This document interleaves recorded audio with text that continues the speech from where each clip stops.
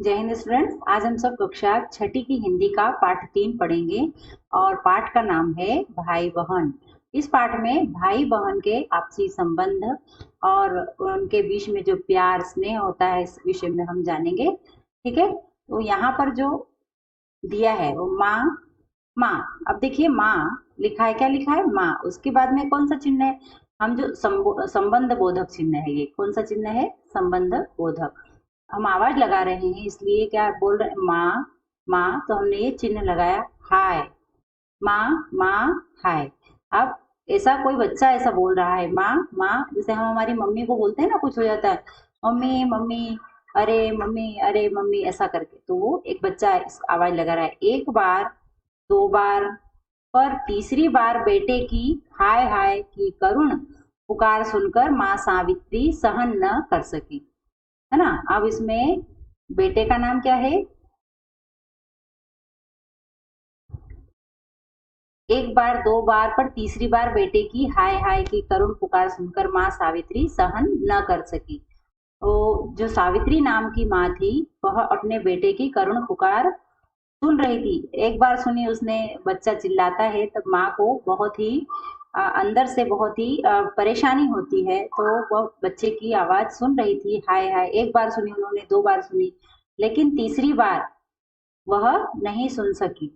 Carbon paper और copy वहीं कुर्सी पर पटक कर शीघ्र ही उसने बाथरूम के दरवाजे के बाहर खड़े कमल को गोद में उठा लिया और पुचकारते हुए कहा, बच्चे सवेरे सवेरे ऐसे नहीं रोते, है ना।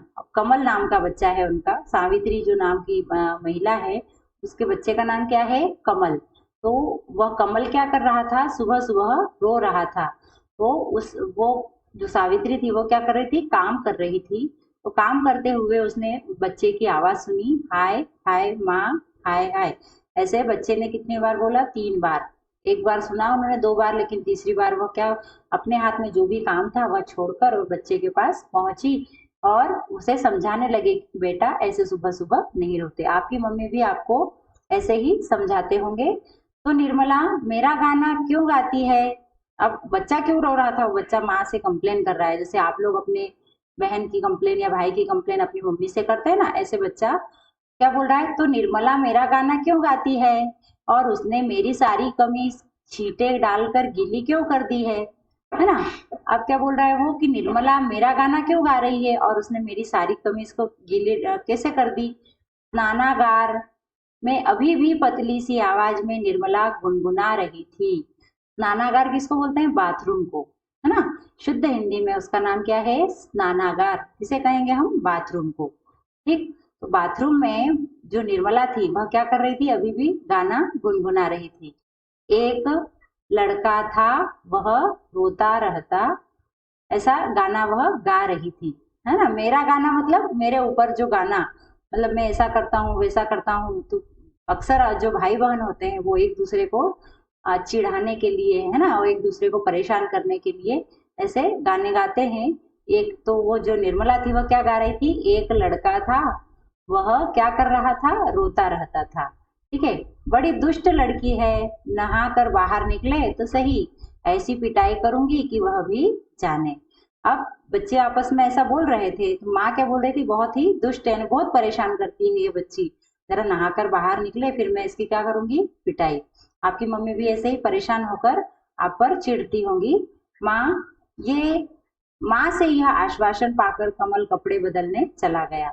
अब कमल क्या हो गया, नहाकर बाहर निकला था और वह माँ को ऐसे बोलते हुए कि दीदी मेरा गाना या निर्मला मेरा गाना क्यों गा रही है ना, और मुझे क्यों परेशान कर रही है, उसने मेरी कमीज भी छींटे डालकर गीली कर दी है, तो ऐसा वह क्यों कर रही है। तो माँ ने क्या कहा कि अभी उसे बाहर निकलने दो फिर मैं उसे पिटाई लगाती हूँ। तो जब बच्चे को यह आश्वासन मिल गया तो बच्चा क्या करने गया, अपना अपने कपड़े बदलने के लिए चला गया।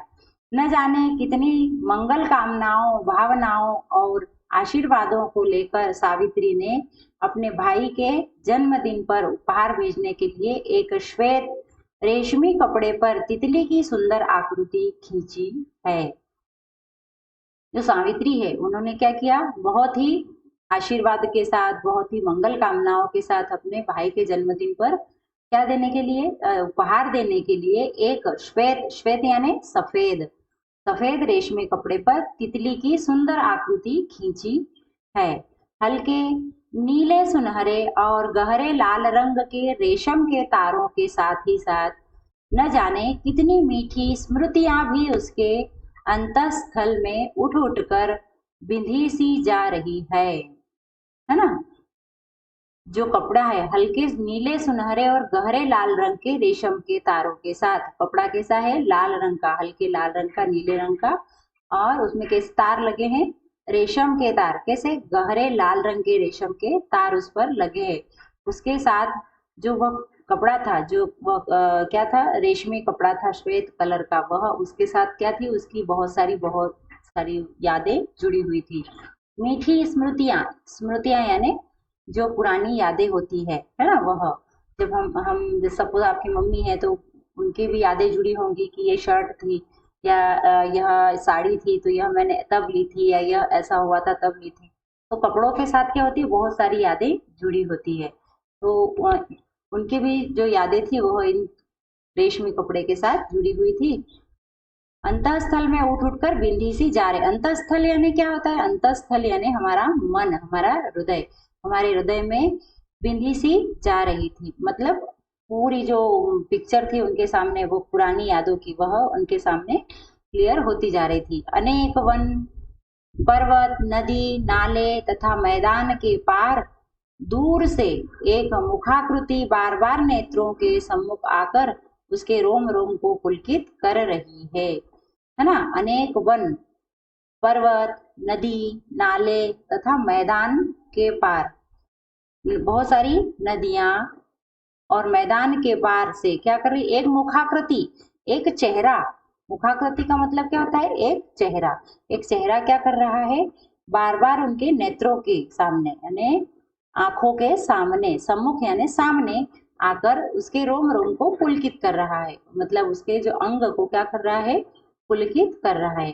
कभी ऐसा भी लगने लगता है मानो सामने दीवार पर लटकी हुई उसके भाई नरेंद्र की तस्वीर हंसकर बोल उठेगी, है ना।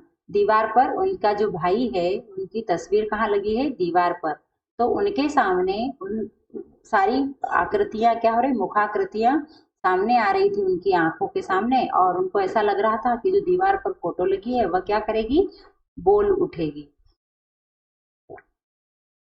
सावित्री की आंखों में प्रेमाश्रु छलक उठे, सावित्री की आंखों में क्या हो गए, प्रेमाश्रु यानी प्रेम के आंसू। जो जो डिफिकल्ट वर्ड में बीच में उनके अर्थ आपको बताती जा रही हूँ वह आपको अपनी फेयर कॉपी में लिखना है। पाठ के बाद दिए हैं बहुत सारे शब्दार्थ, लेकिन यदि जो मैं बता रही हूँ वो नहीं है तो आपको वो भी लिखना है, ठीक है। तो प्रेमाश्रु का क्या होगा, प्रेम के आंसू छलक उठे यानी निकल पड़े, ठीक है। तितली का एक पंख काढ़ा सा जा चुका है, किंतु दूसरा आरंभ करने से पूर्व ही कमल की सिसकियों और आंसुओं ने सावित्री को वहां से उठने को विवश कर दिया। तितली का एक पंख काढ़ा जा चुका है, काढ़ा का मतलब क्या हुआ, निकाला जा चुका है। तितली होती है उसका एक पंख निकाला जा चुका है, लेकिन दूसरा आरंभ करने से पूर्व ही जो कपड़े पर उसकी माँ कढ़ाई, जो श्वेत कलर का या सफेद कलर का रेशमी कपड़ा था उस पर वह क्या कर रही थी, तितली की पिक्चर उस पर बना रही थी, या तितली का वो कर रही थी। तो उसमें उसने एक पंख बना दिया था तितली का, और वो दूसरा बनाने ही वाली थी। इतने में क्या हुआ, दूसरा आरंभ करने से पूर्व मतलब दूसरा बनाने से पहले ही कमल की सिसकियों और आंसुओं ने क्या किया, सावित्री को वहां से उठने को विवश कर दिया। कमल रोने लगा तो सावित्री वहां से उठ गई। क्या कर रही थी वह श्वेत रेशमी जो कपड़ा था उस पर तितली की पिक्चर उतार रही थी, है ना, बना रही थी। तो उसने जैसे ही एक पिक्चर का एक पंख, किसका पंख, तितली का एक पंख बना लिया, और दूसरा पंख बनाने ही वाली थी कि जो कमल है वह रोने लगा, तो वह उसकी आवाज सुनकर वहां से उठकर उसके पास चली गई। स्कूल की चीजों को बैग में डालते हुए निर्मला के निकट खड़े होकर सावित्री ने ऊंची आवाज में कहा, स्कूल की चीजों को बैग में डालते हुए। आप लोग क्या करते हैं, जब स्कूल से आते हैं, जब वर्क करते हैं तो अपने स्कूल में जो जो भी जो स्कूल बैग में जो जो भी सामान होता है है ना, क्या करते हैं, पूरा फैला देते हैं, बुक अलग, कॉपी अलग, पेंसिल अलग, शार्पनर अलग, है ना, नोटबुक अलग। तो जो निर्मला और कमल थे उन लोगों ने भी ऐसा सामान फैला रखा था। तो मम्मी क्या कर रही थी, स्कूल की चीजों को बैग में डालते हुए निर्मला के निकट खड़े होकर सावित्री ने ऊंची आवाज में कहा, जोर से बोली, कौन माँ? निर्मला, तुझे शर्म नहीं आती क्या? इतनी बड़ी हो गई है। कमल तुझसे पूरे 4 वर्ष छोटा है, किसी भी चीज को उसे छूने तक नहीं देती, हर घड़ी बेचारा रोता रहता है। अगर उसने तेरे पेंसिल बॉक्स को तनिक देख लिया तो क्या हुआ? है ना, वो जो सामान है उसको बैग में भरते भरते निर्मला को, अपने जो उनकी बेटी है निर्मला, उसे डांट रही है कि तू ऐसा क्यों नहीं समझती, तेरा भाई छोटा है ना, यदि उसने तेरे कंपास बॉक्स में से पेंसिल ले भी ली तो तेरा क्या नुकसान हो गया उसमें, है ना। निर्मला सिर नीचा किए मुस्कुरा रही थी। अब जब भाई बहन का झगड़ा होता है और माँ जब डांटती है तो निर्मला क्या कर रही थी, डांट रही थी, तब माँ जब निर्मला को डांट रही थी तब निर्मला ने क्या किया, हंस रही थी वह नीचे सिर करके। यह देखकर माँ का गुस्सा और भी अधिक बढ़ गया। उसने ऊंचे स्वर में कहना शुरू किया, रानी जी, बड़े होने पर पता चलेगा, जब इन्हीं दुर्लभ सूरतों को देखने के लिए तरसोगी। भाई बहन सदा साथ साथ नहीं रहते। ठीक है, क्या बोला मम्मी ने, जो निर्मला की माँ थी उसने बोला कि देवी जी क्या करोगे, बड़े हो जाओगे उसके बाद आप इस सूरत को देखने के लिए तरसोगे। ऐसा क्यों बोला उन्होंने, क्योंकि जब एक लड़की बड़ी हो जाती है तो उसकी शादी होकर वह कहाँ चली जाती है, ससुराल। तो जब ससुराल चली जाती है तब उसको अपने मायके के लोगों की सूरत बहुत ही कम देखने को मिलती है, या उनसे बहुत ही कम मिलना होता है। इसलिए उसकी मम्मी डांट रही थी कि तुम अभी साथ में हो तो अभी क्या करो, झगड़ो मत, अच्छे से मिलजुल कर रहो, क्योंकि कुछ समय बाद तुम बड़ी हो जाओगी, फिर तुम्हारी शादी हो जाएगी, तो फिर क्या हो जाएगा, तुम्हें यह सूरत देखने को भी नहीं मिलेगी। माँ की झिड़कियों ने बालिका के नन्हे मस्तिष्क को एक उलझन में डाल दिया। है ना, माँ की क्या क्या झिड़कियों ने, यानी माँ जब ऐसा बोल रही थी, कठोर शब्द बोल रही थी, तो क्या कर रही थी, जो सावित्री थी जब बच्ची को डांट रही थी तो जो बालिका थी, कौन थी बालिका, निर्मला, उसके मन पर बहुत ही गहरा प्रभाव पड़ा। विस्मित सी हो वह केवल माँ के क्रुद्ध चेहरे की ओर एक स्थिर गंभीर कुतूहल पूर्ण दृष्टि डालकर रह गई। अब वो क्या कहा, जब माँ डांट रही थी तब वो सुन रही थी, एकदम विस्मित हो गई थी। उसके मन में विचार चल रहे थे, वह माँ का क्रोधी चेहरा, यानी क्रुद्ध चेहरा देखकर क्या कर रही थी, एकदम स्थिर हो गई और बहुत ही गंभीर सोचने लग गई, है ना। करीब आधे घंटे बाद किंचित उदास सा मुख लिए निर्मला जब कमल के को साथ लेकर स्कूल चली गई, तब सावित्री को अपनी सारी बकबक सारहीन प्रतीत होने लगी। अब माँ जब डांट रही थी तो निर्मला एक भी शब्द नहीं बोली, है ना। जब वह आधे घंटे के बाद अपने भाई को लेकर स्कूल जाने के लिए निकल गई तो सावित्री को क्या लगा कि मैंने जो उसे कुछ भी बोला तो वह सब क्या रहा, सारहीन रहा। सहसा उसे याद आने लगी बहुत वर्ष पहले की एक बात, वह नरेंद्र से क्यों रूठ गई थी, है ना। अब उसको जब ऐसी आज घटना हुई, घर में भाई बहन झगड़ रहे थे, माँ ने बहन को डांटा कि तुम भाई के साथ अच्छा व्यवहार क्यों नहीं करती हो, है ना, उसको अपनी चीजें क्यों नहीं देती हो, तो और तुम यदि ससुराल चली गई तो तुम्हें यह चेहरा देखने को नहीं मिलेगा। ये सारी बातें जब माँ को याद आने लगी तो माँ के सामने उनके बचपन की भी के भी कुछ चित्र सामने आने लगे। कौन से चित्र, बहुत वर्ष पहले की एक बात, वह नरेंद्र से क्यों रूठ गई थी। अब नरेंद्र कौन है आगे बताएंगे। ठीक एक तुच्छ सी बात पर, किंतु आज जो बात तुच्छ जान पड़ती है, उन दिनों उसी तुच्छ निकृष्ट जरा सी बात ने उतना उग्र रूप क्यों धारण कर लिया था, है ना। अब माँ को क्या लग रहा है, अपने आप पर शर्म आ रही थी कि अरे मैंने इतनी छोटी सी बात के लिए ऐसा किया, है ना। लेकिन वह जो छोटी सी बात उन दिनों में बहुत बड़ी थी, और इस छोटी सी बात ने क्या कर लिया था, बहुत ही उग्र रूप धारण कर लिया। उग्र यानी बहुत ही आ, क्या कहेंगे उसे, बहुत ही तनावपूर्ण या बहुत ही परेशानी वाला रूप धारण कर लिया था, जिसके कारण भाई बहन ने आपस में पूरे 1 महीने तक एक दूसरे से बात भी नहीं की थी, है ना। भाई बहन झगड़ते हैं, सुबह झगड़ लिए और शाम को वापस मिल भी जाते हैं, लेकिन जो सावित्री थी उसने अपने भाई से ऐसा झगड़ा किया था, या ऐसी उनकी दोनों की आपस में तकरार हो गई थी कि उन्होंने कितने महीने तक, 1 महीने तक एक दूसरे से बात करना भी बंद कर दिया था।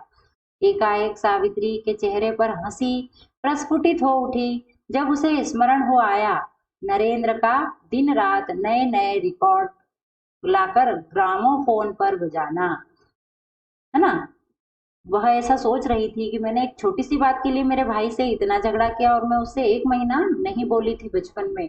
लेकिन फिर ऐसा सोचते सोचते उसे क्या हुआ, अचानक एक कोई बात याद हुई, याद आ गई और उसके जो चेहरे पर हंसी आ गई, है ना। और हंसी प्रस्फुटित हो उठी, यानी हंसी आ गई जब उसे याद आया कि क्या करता है नरेंद्र का दिन रात नए नए रिकॉर्ड लाकर और ग्रामोफोन पर गाने बजाना, और एक दोस्त से दूरबीन मांगकर आते जाते बहन के कमरे की ओर झांकना और जानना चाहना कि इन दोनों चीजों का प्रभाव बहन पर पड़ रहा है या नहीं।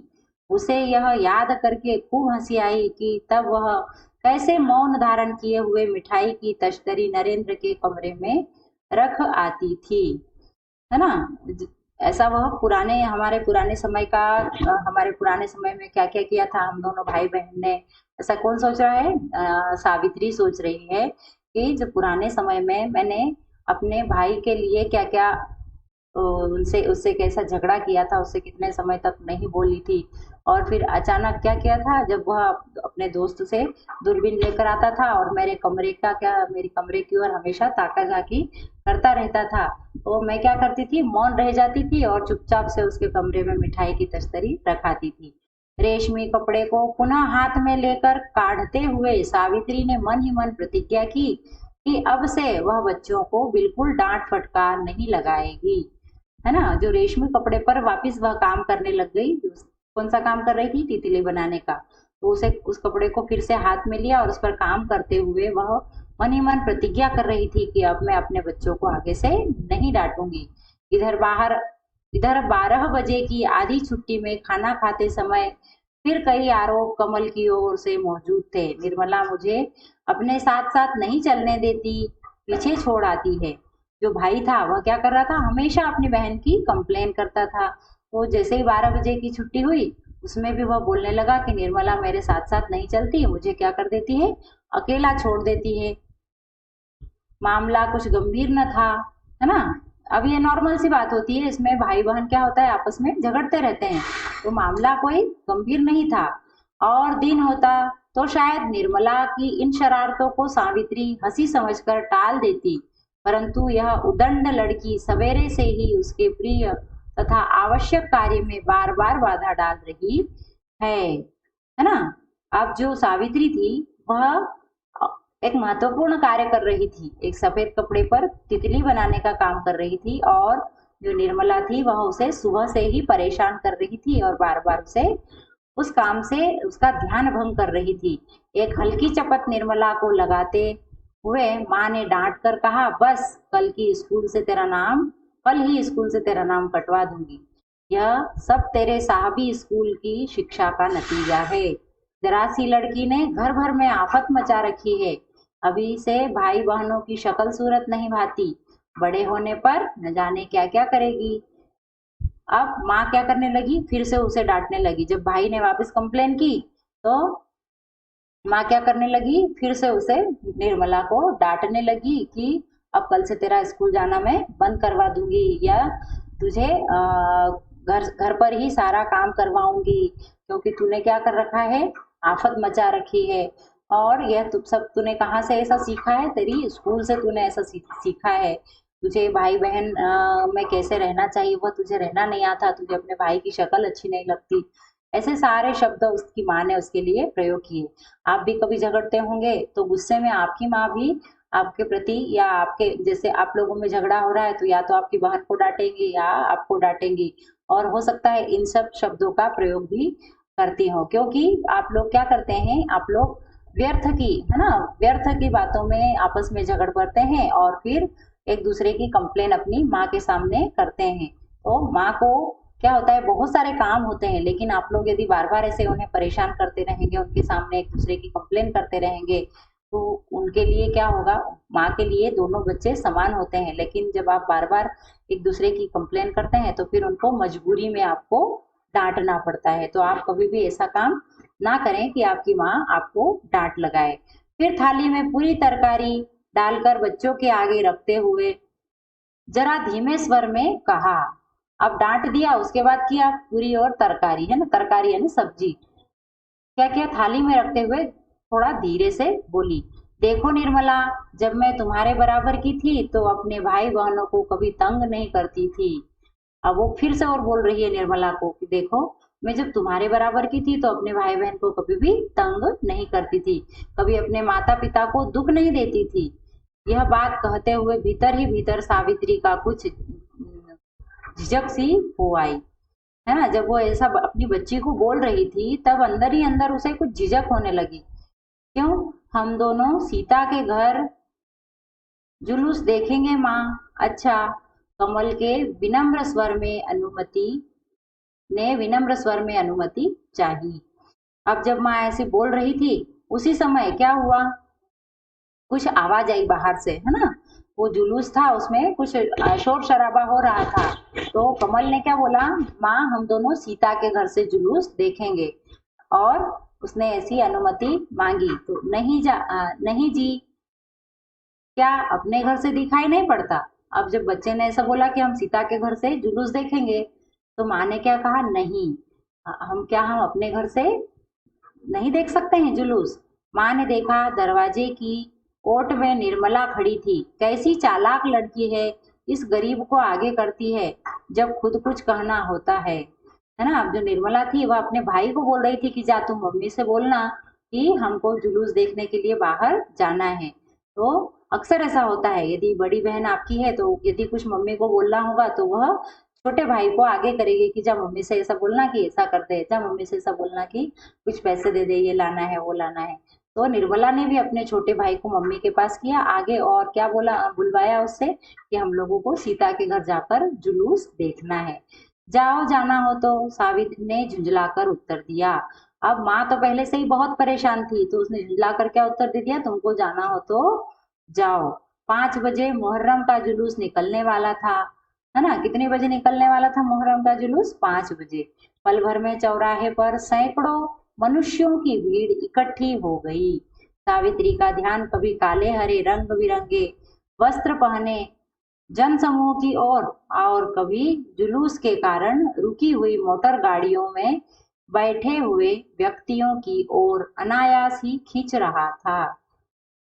क्या कर रहा था, सावित्री का ध्यान कहाँ खींच रहा था, जुलूस में बहुत सारे लोग कैसे कपड़े पहने, रंग बिरंगे, और क्या था, वहां पर बहुत सारी मोटर गाड़ियां जुलूस के कारण रुकी हुई थी। तो निर्मला का ध्यान उनकी ओर गया।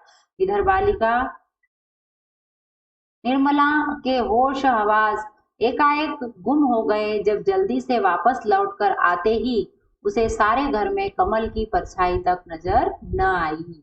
अब निर्मला कमल को लेकर तो गई थी सीता के घर, है ना, लेकिन वापस आई तो उसने क्या देखा, घर में कहीं पर भी उसे कमल दिखाई नहीं दिया। व्याकुल सी हो वह एक कमरे में से दूसरे में और फिर बरामदे में पंखहीन पक्षी की नाई फड़फड़ाती हुई दौड़ने लगी, है ना। जिस प्रकार पंखहीन पक्षी, है ना, बिना पंखों वाला पक्षी क्या करता है, पंख फड़फड़ाते हुए उड़ने की कोशिश तो करता है, लेकिन पंख अपने फड़फड़ा कर वहीं बैठ जाता है, उसी प्रकार वह निर्मला भी इस कमरे से उस कमरे में इधर से उधर दौड़ती हुई और क्या करने लगी, अपने भाई को ढूंढने लगी। उसकी आंखों में के आगे अंधेरा छा गया, उसे सब कुछ सुनसान सा प्रतीत होने लगा। उसे क्या लगने लगा, सब सुनसान लगने लगा। वह माँ से कई बार छोटे बच्चों के भीड़ भाड़ में खो जाने का हाल सुन चुकी है। आह, उसका भैया कमल वह क्या करे, है ना। अब उसको ऐसा लगा कि मेरा भाई कमल कहीं खो गया है, क्योंकि उसने घर में उसे नहीं देखा। तो वह मन में ऐसा विचार कर रही थी कि माँ ने मुझे पहले बहुत सी बार बताया था कि भीड़ भाड़ में छोटे बच्चे गुम जाते हैं। तो उसके मन में विचार आने लगे कि कहीं मेरा भाई भी तो गुम नहीं गया, है ना। नीचे की सड़क पर भांति भांति के रंग बिरंगे खिलौने, नए नए रंग के गुब्बारे, कागज के पंखे, पतंग और भिन्न भिन्न प्रकार के सुर निकालते हुए बाजे लाकर बेचने वालों ने बाल जगत के प्रति एक सम्मोहन जाल सा बिछा रखा है। नीचे की सड़क पर है ना, सड़क पर क्या जुलूस में आपने देखा ही होगा क्या क्या होता है। बहुत सारे रंग बिरंगे खिलौने होते हैं, नए नए रंग के गुब्बारे होते हैं और कागज के पंखे बने हुए होते हैं, जिससे हम उसको हवा में करें तो वो घूमने लग जाते हैं। पतंग होती है और कई प्रकार के सुर निकालने वाले बाजे होते हैं, है ना। वो सब क्या करते हैं, बच्चों को आकर्षित करते हैं अपनी ओर। कुछ दूर से मानो नेपथ्य में से ढमाढम ढमाढम ढोल बाजों की ध्वनि बजती आ रही है। नेपथ्य यानी पीछे से, पीछे से क्या हो रहा है, ढमाढम ढोल बाजों की आवाज आ रही है। निर्मला इन सब चित्ताकर्षक चीजों को बिना देखे सुने ही भीड़ भाड़ को चीरती हुई वेग पूर्वक भागती भागती सीता के घर भी हो आई, पर कमल तो वहां भी नहीं है। रोते रोते निर्मला की आंखें सूज आई। अब बच्ची परेशान थी, बहुत सारी चीजें थी मेले उसमें, जुलूस में देखने के लिए। गुब्बारे थे, पंखे थे कागज के, है ना, बहुत सारे बाजे थे। लेकिन एक बच्ची ने क्या किया, जब उसे ऐसा लगा कि कहीं मेरा भाई खो तो नहीं गया, तो वह इन सब को दूर करते हुए और बहुत सी भीड़ को चीरते हुए वह कहाँ गई, सीता के घर। लेकिन वहां भी वह ढूंढने लगी कि कहीं मेरा भाई यहाँ तो नहीं आया। लेकिन जब उसे लगा कि वह तो यहाँ भी नहीं है, उसे वह वहां भी नहीं मिला, तो वह बहुत रोने लगी। और रोते रोते क्या हो गया, उसकी आंखें सूज गई, चेहरे का रंग सफेद पड़ गया। आखिर वह हिचकियां लेते हुए रुंधे गले से माँ के पास जाकर बोली, कमल, कमल तो सीता के घर भी नहीं है ना। वह घबराकर परेशान होकर ढूंढ कर जब उसे कमल नहीं मिला, तो वह माँ के पास गई और उसने क्या बोला माँ को कि कमल तो सीता के घर भी नहीं है। भय से कई अनिष्ट आशंकाएं उसकी आंखों के आगे घूम सी गई।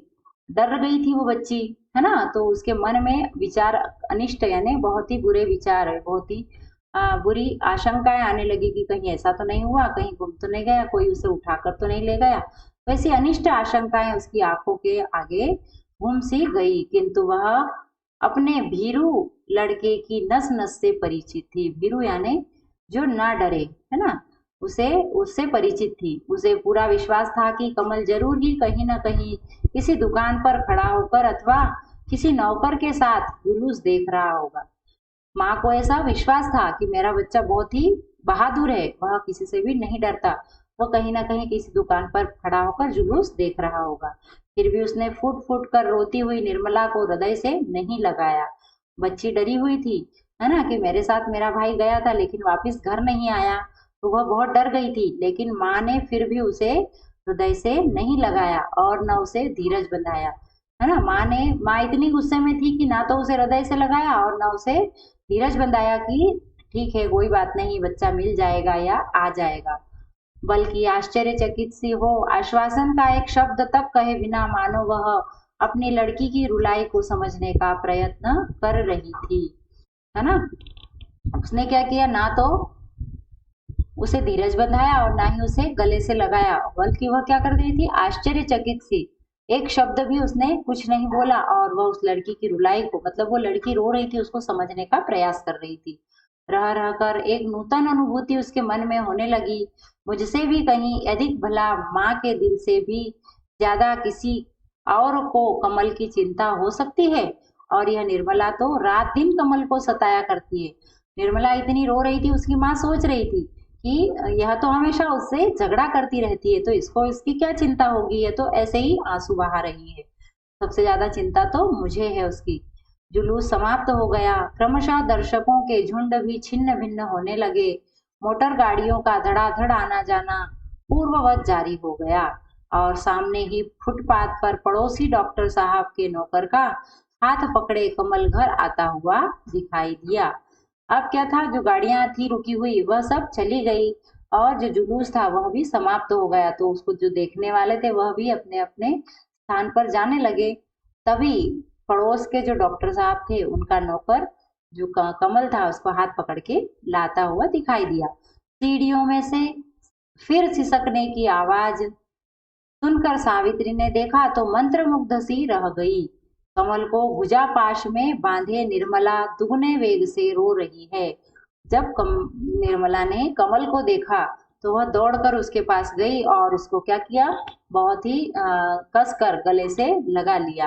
तो यह देखकर माँ क्या कर रही थी, आश्चर्य हुआ उसे। उसके कोमल कोमल गुलाबी गाल मोटे मोटे आंसुओं से भीगे जा रहे हैं और वह बार बार कमल का मुख चूम चूम कर कह रही है, पगले तू कहाँ चला गया था, तू क्यों चला गया था। है ना, भाई बहन आपस में भले ही झगड़ ले, कुछ समय के लिए भले ही वह झगड़ ले, लेकिन आपस में बहुत प्रेम होता है। तो उसे बहुत जो निर्मला थी उसे बहुत चिंता हुई अपने भाई की। उसने उसको गले से लगाया और बार बार उसका सिर या मुख चूमकर बोल रही थी कि अरे पागल तू कहाँ चला गया था। है ना, सावित्री का हृदय उमड़ आया पुनीत प्रेम के इस दृश्य को देखकर। है ना, सावित्री का हृदय उमड़ आया, मतलब उसको बहुत खुशी हुई, उसके मन को बहुत प्रसन्नता हुई कि मेरे बच्चों में इतना प्रेम है आपस में।